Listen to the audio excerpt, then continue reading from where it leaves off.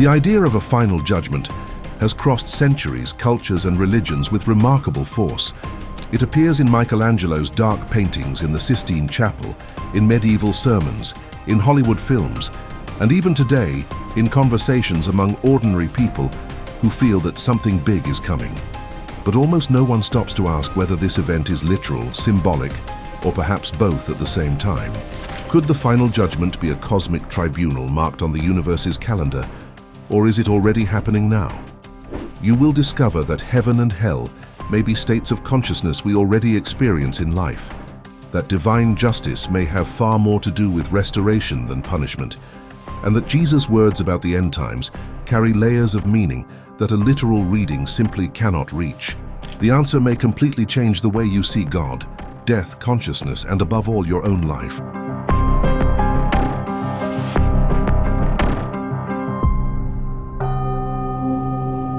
Imagine someone tells you that one day you will be judged, not by a human judge in robe and gavel, but by a force that knows every thought you've ever had, every secret you've kept, and every moment you chose to look away.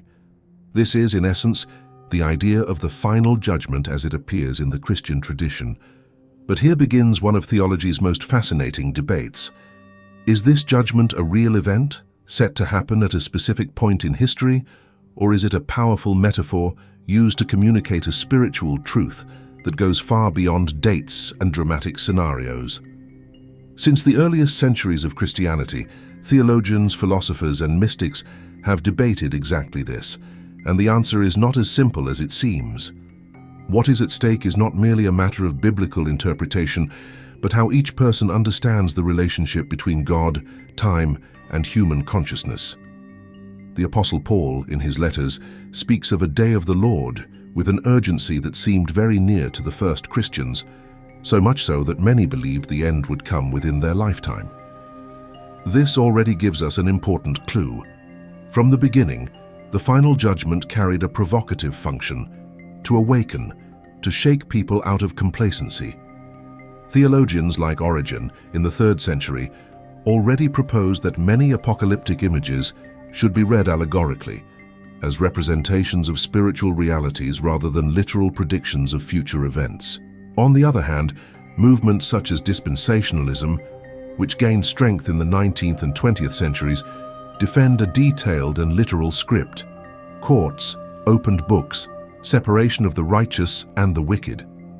What's interesting is that both views come from the same texts. The difference lies in how we interpret them. And perhaps the most honest question is not which interpretation is right, but rather, what does each one reveal about who we are and what we seek? Fire falling from the sky, thrones floating in the clouds, giant books being opened before crowds trembling on their knees. These images sound like scenes from a horror movie, but they are thousands of years old and appear in texts that shaped entire civilizations. The Book of Revelation, attributed to the Apostle John and written toward the end of the 1st century, is probably the greatest repository of these dramatic images in the Christian Bible. But there's a detail many people don't know. This type of writing had a name and a well-defined style in antiquity. It was called apocalyptic literature, a literary genre with its own rules, just as we have novels, poetry, and journalism today. Jewish and early Christian writers used this symbol-rich style, not to describe the future like a camera recording events, but to communicate deep spiritual messages in coded language, often to protect their communities from political persecution. Reading Revelation without understanding this context is like watching an animated film and assuming the characters are documentaries about real animals. The biblical scholar N.T. Wright argues that the images of final judgment in the Gospels and in Paul's letters must be read within their Jewish historical and cultural context, and that, in that context, they often pointed to concrete historical events, such as the destruction of Jerusalem in the year 70, rather than necessarily to a future cosmic apocalypse. Meanwhile, philosopher and theologian Paul Tillich proposed that these images function as symbols that participate in the power of what they represent. That is, the fire of judgment is not just a future threat, but a present reality that burns away everything false within us. Think of it this way: when someone goes through a deep crisis, a loss, a betrayal, a collapse of identity, they often describe the experience as everything falling apart, the ground disappearing, a fire inside. Perhaps apocalyptic imagery is above all the most honest language we have to describe what happens when truth finally meets illusion and wins.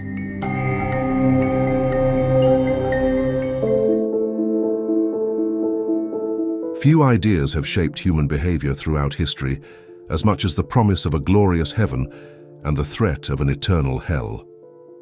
For centuries, these two realities functioned as the ultimate reward and punishment one could imagine, and entire religions were built around this pair. But it's worth asking, where did these images actually come from? The Hebrew word Sheol, used in the Old Testament, does not refer to a place of torment, but rather to a shadowy, silent realm of the dead, without major distinctions between the righteous and the wicked. The Greek word Gehenna, used by Jesus and translated as hell, was originally the name of a valley outside Jerusalem, the Valley of Hinnom, where in ancient times practices considered abominable took place and which in Jesus' time functioned as a burning garbage dump. Using Gehenna as a metaphor was therefore a very concrete cultural image for listeners of that time, not necessarily a literal description of a supernatural place of eternal punishment.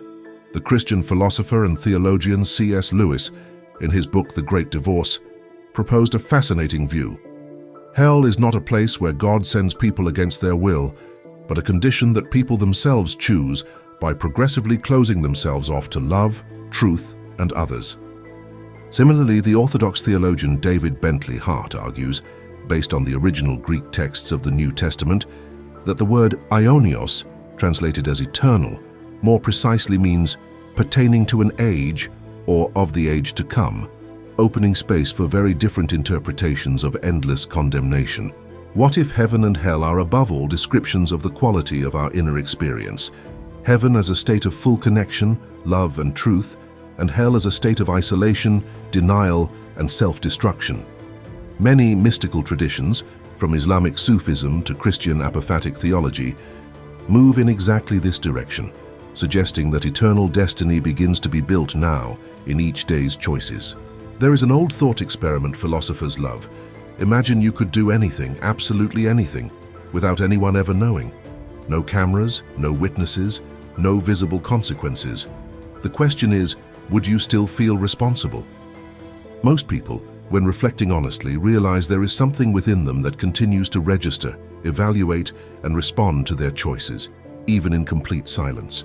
This something is what we call conscience, and it appears in virtually all spiritual and philosophical traditions as a kind of inner judge that does not sleep, cannot be corrupted, and accepts no bribes. In Buddhism, this process is called karma, not as magical punishment from outside, but as the natural and inevitable consequence of every action and intention. In Greek Stoicism, Marcus Aurelius wrote in his personal journals that the greatest tribunal a person faces is that of their own enlightened reason. In mystical Christianity, figures like Meister Eckhart spoke of a spark of the soul, a point of contact with the divine within every human being, that never loses the ability to discern good from evil. What makes this idea so powerful is that it transforms the final judgment from a distant external event into something immediate and deeply personal.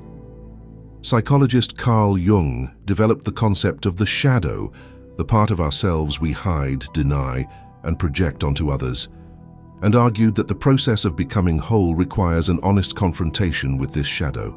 In spiritual language, this sounds very much like a judgment, the moment when nothing can be hidden anymore, not from God, not from others, not even from oneself. The Russian philosopher Nikolai Berdyaev wrote that hell is fundamentally the experience of being closed in on oneself, incapable of love, and that this condition can begin long before death. Perhaps the final judgment is not so much a tribunal set in the future, but the inevitable moment when consciousness comes face to face with the totality of what it has chosen to be. And that possibility, admittedly, is both the most terrifying and the most liberating thing there is.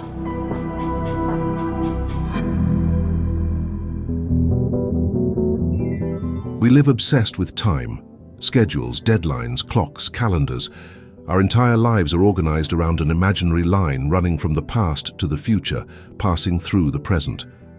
But this way of experiencing time, which seems so natural and obvious, is actually a relatively recent cultural construction. The ancient Greeks had two completely different words to speak about time: chronos, the chronological and measurable time of clocks and calendars, and kairos, the qualitative time of the right moment, the instant charged with meaning, which is not measured in hours but in depth. When the New Testament speaks of the final judgment and the end of times, the word used far more frequently is precisely kairos, which already suggests that the biblical authors were not necessarily thinking of a date marked on a cosmic calendar, but of a moment of qualitative rupture of spiritual turning. The physicist and theologian John Polkinghorne, who was both a scientist and an Anglican priest, argued that eternity is not simply a very long time, but an entirely different dimension of existence, where the categories of before and after simply do not apply in the same way. This distinction changes everything when we think about the final judgment.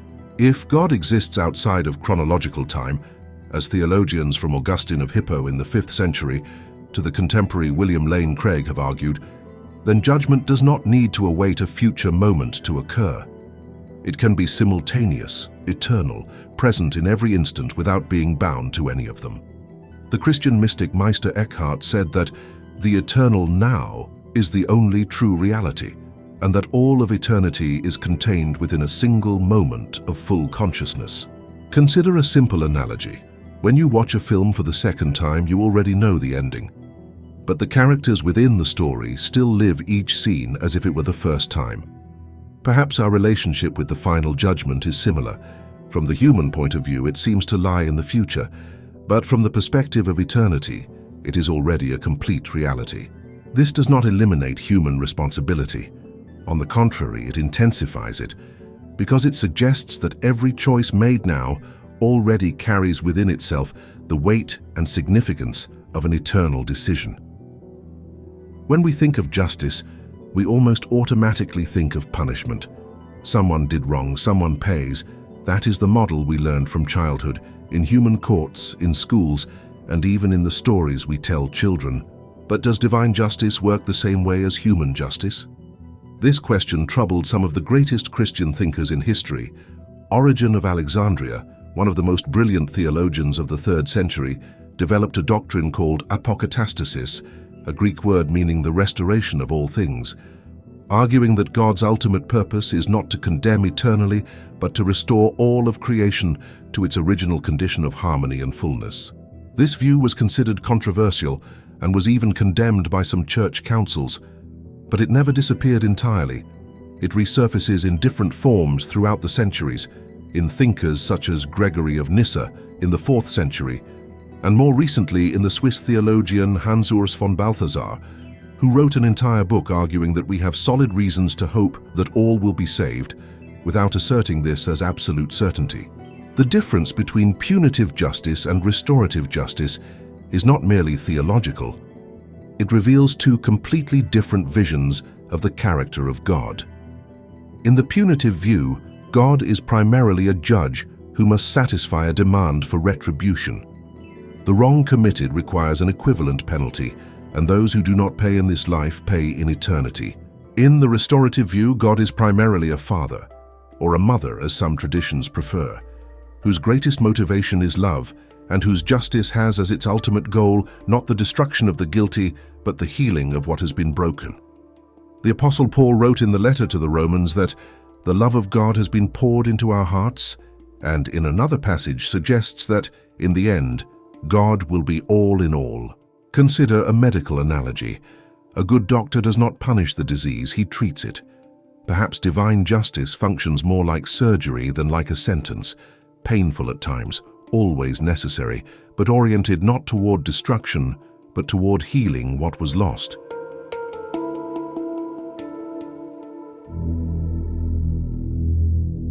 If there is one source that Christians consider absolutely central to understanding the final judgment, that source is Jesus of Nazareth.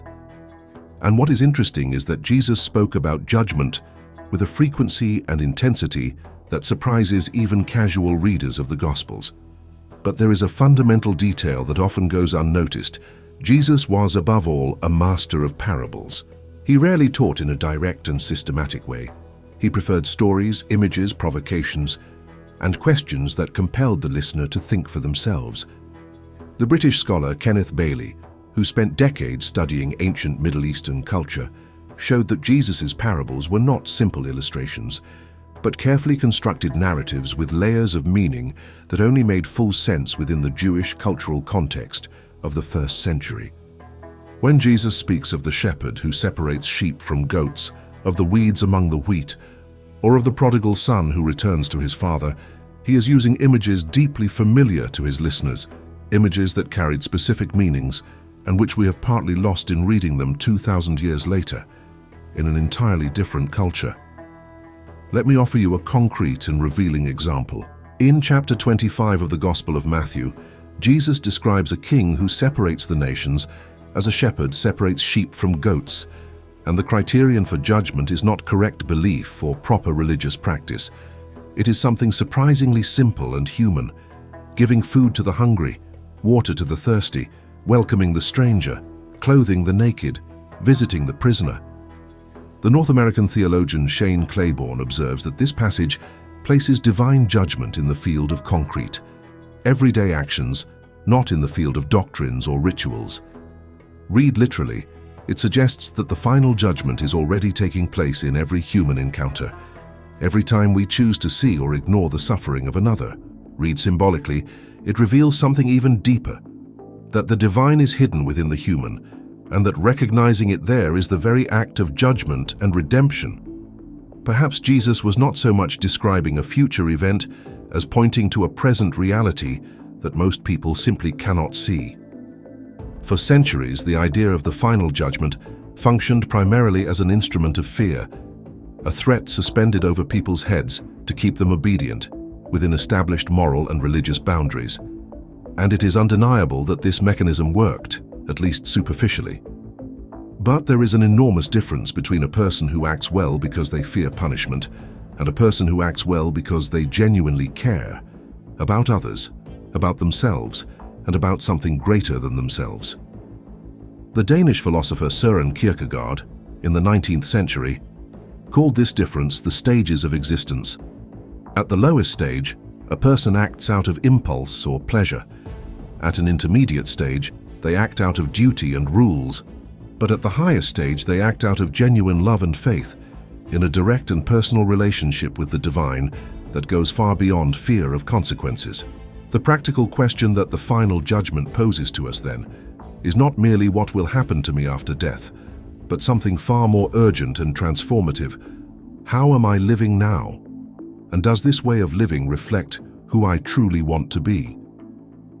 The Buddhist monk Thich Nhat Hanh, who engaged in deep dialogue with Christianity throughout his life, said that the kingdom of God is not a place we go to after we die, but a dimension of presence and love that can be accessed now, in this very moment, through mindfulness and active compassion. Curiously, this view echoes what Jesus said in the Gospel of Luke. "The kingdom of God is within you," a phrase that many have read as a future promise, but which in the original Greek is in the present tense. Spiritual preparation from this perspective is not a list of rules to follow, nor an anxious countdown to a catastrophic event. It is a progressive awakening to the reality of love, truth, and responsibility that already dwell within every human being. Think of it this way. A musician who practices every day is not anxiously awaiting the day of the concert, fearing mistakes. They are becoming, day by day, more entirely themselves. Perhaps the spiritual life works in exactly the same way. Not a desperate race to escape judgment, but a continuous and gentle process of becoming what, at heart, you were always called to be.